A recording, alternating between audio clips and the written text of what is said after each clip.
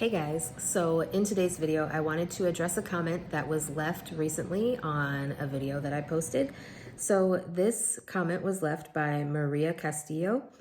Her comment was, I have a CNA question. I did my class online. I did get my certification. My question is, will a nursing home train me before I get to even attend residence? I'm a little nervous about that. Thank you. So first of all, my biggest question would be, did you do any clinical training with your certification? And also, as far as getting your certification, did you take the actual skills portion of a certification exam? Because that would be, I don't know, important. I forgot what the word was that I was trying to say there, sorry. So I will say that if that is a concern of yours, any nursing home that you would apply for, I would definitely make sure to let them know that, you would like some extra training time to make sure, extra time with a preceptor if available. A preceptor, for those of you who may not know that term, is just basically someone who is training you. So I will tell you that there have been nursing homes that I've worked at that have done a really good job with training, especially when they know that someone has never worked as a CNA before. But there are also nursing homes that I've worked at as an experienced CNA that I got 2 days of training, if that. There was one nursing home I worked at where I literally got orientation for a day and then I was left on my own, which was fine because I had experience as a CNA. And at that time I had been working as a travel CNA and other things, an agency CNA. So it was just kind of, I didn't necessarily need the orientation, but it would have been nice to have, at least 5 days of orientation to the facility since I was brand new and I never did an agency shift at that facility or anything. I will say, it just kind of depends on the facility and their staffing availability. I've noticed that facilities that might not have the best staffing available tend to be the ones that kind of rush you through orientation and don't really allow the proper time for orientation to take place, which kind of sucks. But I feel like with any person who's a new CNA who has never really worked in a nursing home before, if it was me, I would definitely make sure to take the time to make sure that that new CNA was comfortable, that there was some sort of competency checkoff with that CNA to make sure that they are doing things in the correct manner. I will say that a good nursing home or a good facility will definitely ensure that these things take place. I have worked the first nursing home that I worked at, we had a whole long process for orientation. I think I was actually on orientation for 14 days. 7 days of those was with another preceptor.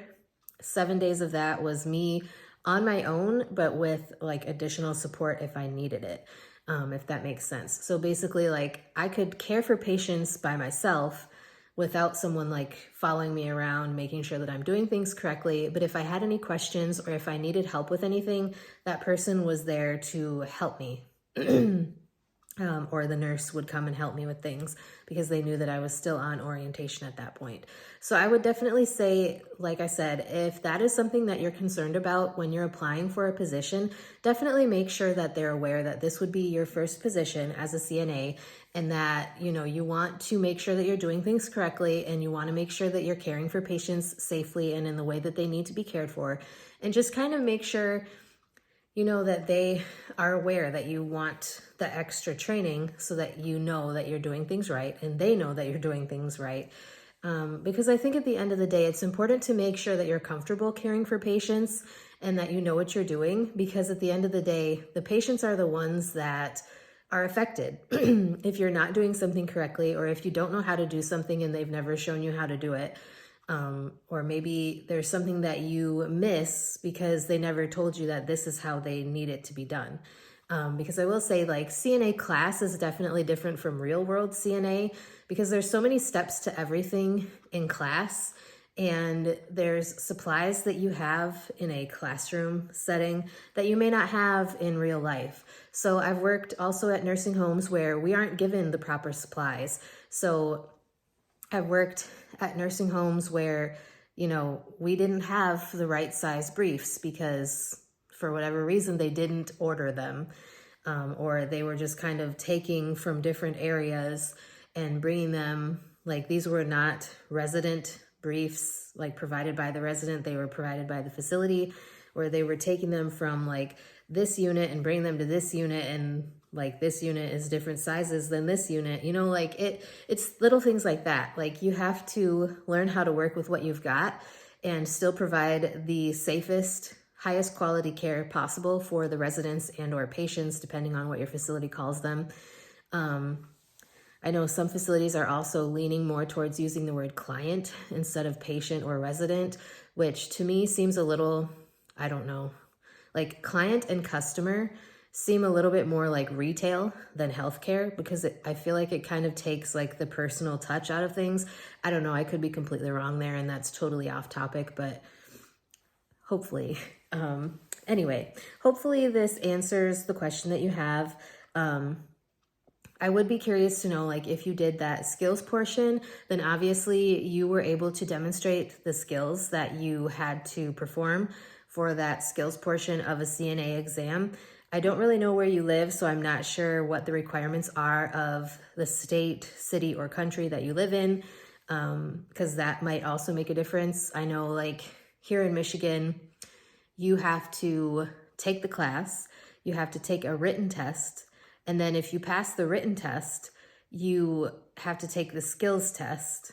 And after you take and pass those written tests and skills tests, that is when you will actually have your CNA certification. So again, I'm not sure exactly where you live, but that is how it's done in Michigan. So obviously, like with the skills test, it doesn't cover all the skills. Like when I took mine in the state of Indiana back in 2016, you were given, like, the examination person basically held up 5 cards and you had to pick one. They were all turned over so you didn't see what was on the cards. There were certain skills that you had to perform, like everybody had to perform hand washing, as far as like hand hygiene and things like that. Everybody had to perform and pass how to put on gloves and how to take off gloves. And I forget what the other one was. There was another one. But then you had to pull 3 other skills. So that could be like how to lift someone up in the bed, how to help someone transfer from bed to wheelchair or bed to bedside commode, or how to transfer from the wheelchair to the toilet, things like that, how to properly use a gait belt, how to instruct someone on how to use a walker, things like that, like any of the skills you could pull. And thankfully I did not get bed bath, because in the state of Indiana, there's like 40 different steps for giving someone a bed bath. And it's just way intimidating because you can't miss any of the steps in the skills portion or else you fail.